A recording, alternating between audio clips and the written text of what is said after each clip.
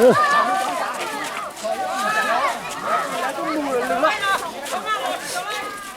con mặt đó lựu luôn.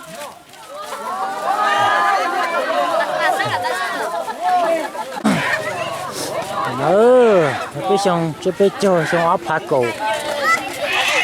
Nữa. Cái lựu bé chơi nhớ tôi. Giờ chúa khó trông nữa. Vậy, người tôi có một nước đại giờ luôn đã. Có số là tôi như thế là bây giờ trả lên nào vậy.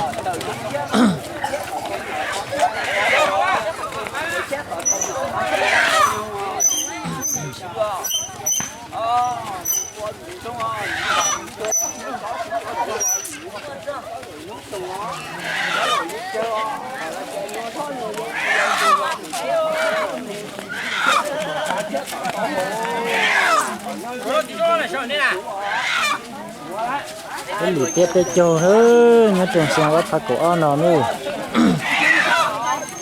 sẽ được chúng ta share một số chúng ta nhớ cho biết một sai tháp con nữa cái lời phải chắc tới đấy thằng nó tụi lì nó bây giờ rốt bò nữa giờ không dùng rốt bò nữa